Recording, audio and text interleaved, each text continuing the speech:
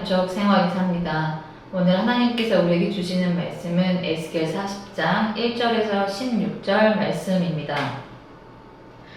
우리가 사로잡힌 지 25째 해, 성이 함락된 후 14째 해, 첫째 달, 10째 날에 곧 그날에 여호와의 권능이 내게 임하여 나를 데리고 이스라엘 땅으로 가실 때 하나님의 이상 중에 나를 데리고 이스라엘 땅에 이르러 나를 매우 높은 산에 내려놓으시는데 거기에서 나무로 향하여 성읍 형상 같은 것이 있더라.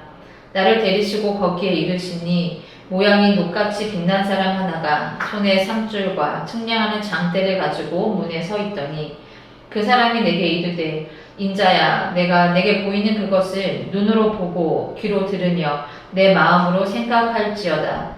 내가 이것을 내게 보이려고 이리로 데리고 왔나니 너는 본 것을 다 이스라엘 족속에게 전할지어다 하더라.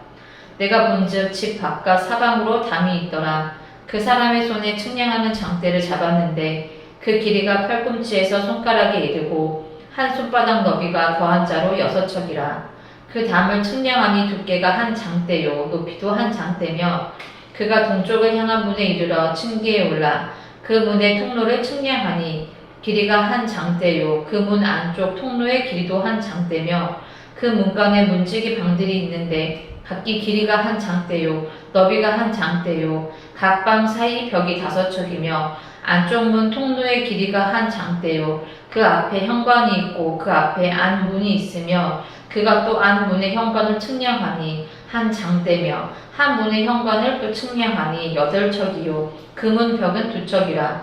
그 문의 현관이 안으로 향하였으며 그 동문간의 문지기 방은 왼쪽에 셋이 있고 오른쪽에 셋이 있으니 그 셋이 각각 같은 크기요 그 좌우편 벽도 다 같은 크기며 또 그 문 통로를 측량하니 너비가 10척이요 길이가 13척이며 방 앞에 칸막이 벽이 있는데 이쪽 칸막이 벽도 한 척이요 저쪽 칸막이 벽도 한 척이며 그 방은 이쪽도 6척이요 저쪽도 6척이며 그가 그 문간을 측량하니 이 방 지붕가에서 저 방 지붕가까지 너비가 25척인데 방문은 서로 반대되었으며 그가 또 현관을 측량하니 너비가 20척이요 현관 사방에 뜰이 있으며 바깥문 통로에서부터 안문 현관 앞까지 50척이며 문지기 방에는 각각 닫힌 창이 있고 문 안 좌우편에 있는 벽 사이에도 창이 있고 그 현관도 그러하고 그 창은 안 좌우편으로 벌여 있으며 강문 벽 위에는 종려나무를 새겼더라. 아멘.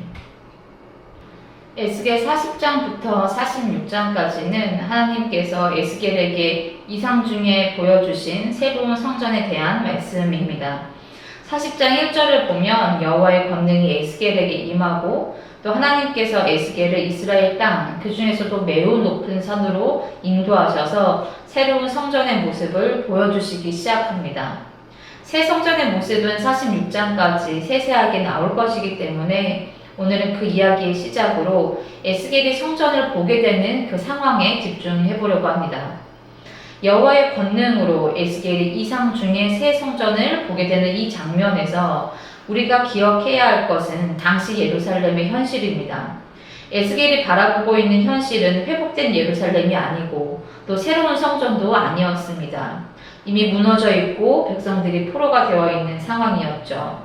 그런데 하나님께서는 그런 에스겔의 현실 앞에 하나님께서 앞으로 어떻게 이루어 가실지를 미리 보여주시는 장면입니다.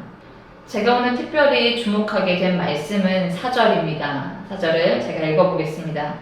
그 사람이 내게 이르되 인자야 내가 내게 보이는 그것을 눈으로 보고 귀로 들으며 내 마음으로 생각할지어다. 내가 이것을 내게 보이려고 이리로 데리고 왔나니 너는 본 것을 다 이스라엘 족속에게 전할지어다 하더라. 아멘. 하나님께서는 에스겔에게 그냥 전하라고 하시기 전에 먼저 눈으로 보게 하시고 귀로 듣게 하시고 마음으로 생각하게 해주셨습니다. 저는 이 말씀이 저에게 참 감동이 되었고 하나님은 따뜻한 분이다라는 생각이 들었습니다. 우리는 늘 하나님께서 일하시기를 기대하죠. 우리의 가정에서 일하시기를 바라고 교회 안에서도 하나님이 일하시기를 소망합니다.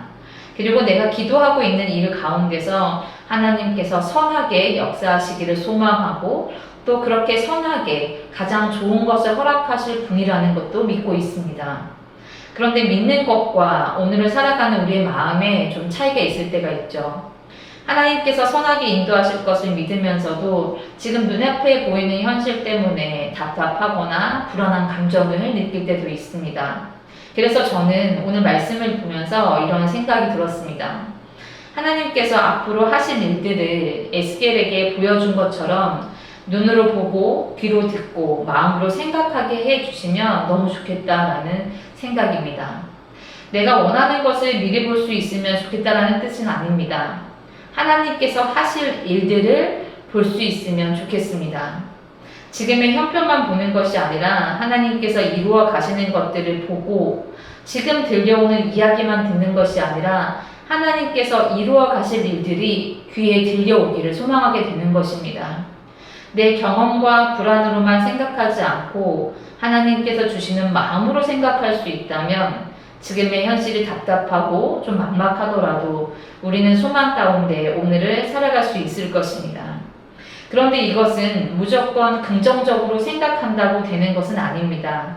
내가 마음을 단단하게 먹고 잘 될 거야, 좋은 일이 있을 거야 라고 막연하게 반복해서 말하거나 생각을 하는 것이 아니라 하나님께서 이것을 보게 하시는 것입니다.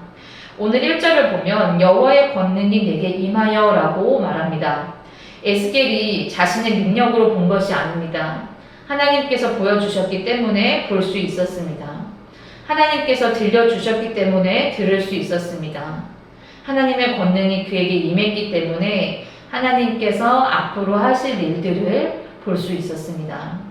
이 말씀을 묵상하면서 고린도전서 2장의 말씀이 함께 생각이 났습니다. 2장 9절 말씀인데요. 기록된 바 하나님이 자기를 사랑하는 자들을 위하여 예비하신 모든 것은 눈으로 보지 못하고 귀로 듣지 못하고 사람의 마음으로 생각하지도 못하였다 함과 같으니라. 아멘. 우리의 육신적인 경험과 지혜만으로는 하나님께서 이루시는 일을 다 헤아릴 수가 없습니다. 오늘 본문에서 에스겔이 본 새 성전의 모습도 하나님이 지금 하시는 일이 아니라 앞으로 하실 일들이죠. 백성들을 위하여 예비하신 일입니다. 그러니 육신의 눈이 있어도 그 눈으로는 볼 수 없고 육신의 귀가 있어도 그 귀로는 들을 수가 없는 것입니다. 마음으로 아무리 생각해도 하나님의 그 뜻을 예비하신 것들을 알아차리기가 어렵습니다. 그러나 바울은 바로 이어서 이렇게 말합니다. 오직 하나님이 성령으로 이것을 우리에게 보이셨으니 성령은 모든 것, 곧 하나님의 깊은 것까지도 통달하시느니라. 아멘.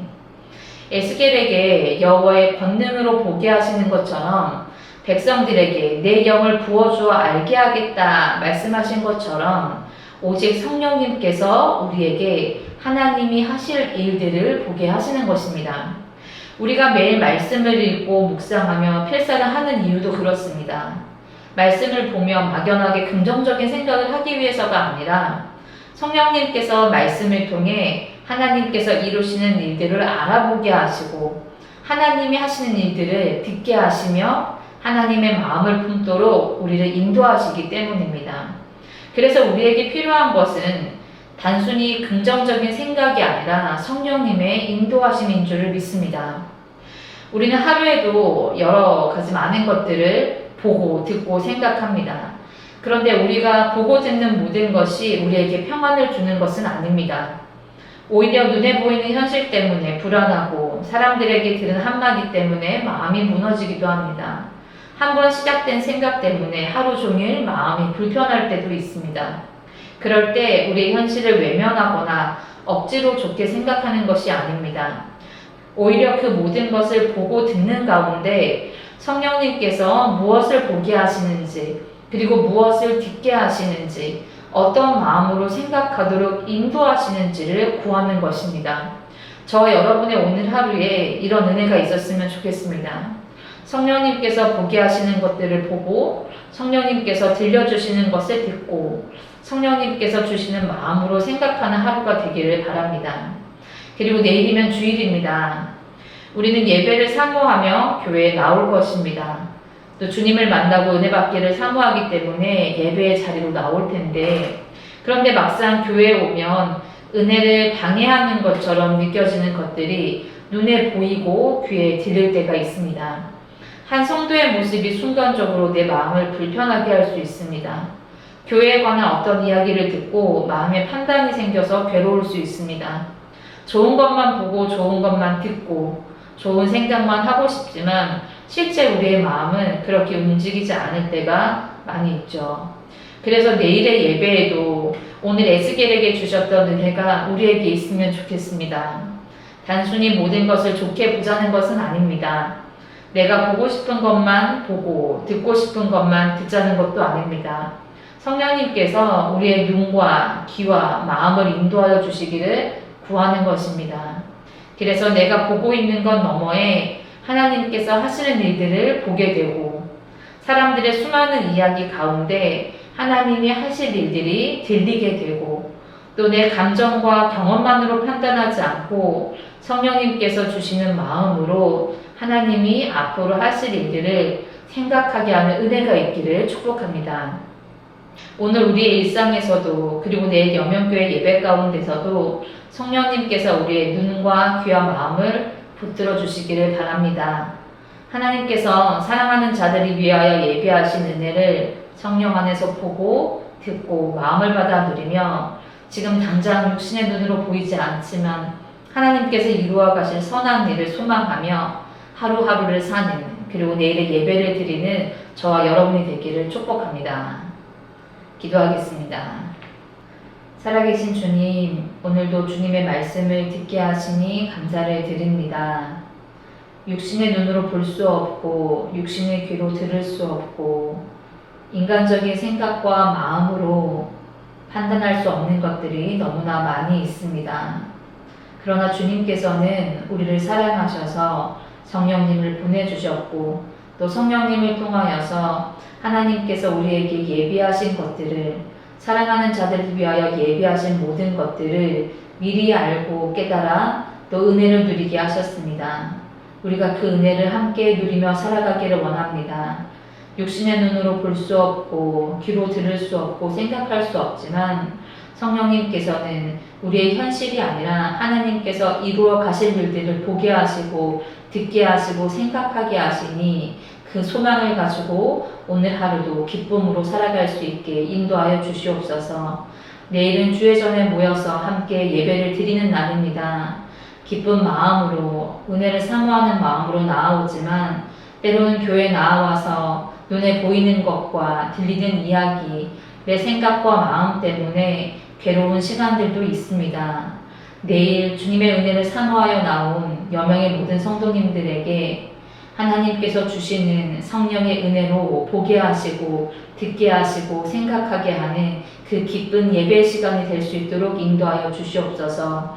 오직 성령님께서 우리의 생각과 마음을 주장하셔서 성도님들과 함께하는 시간, 함께 예배하는 시간, 함께 기도하는 시간, 찬양하는 시간, 교제하는 모든 시간들까지 성령님께서 보게 하시고 듣게 하시고 생각하게 인도하여 주시옵소서.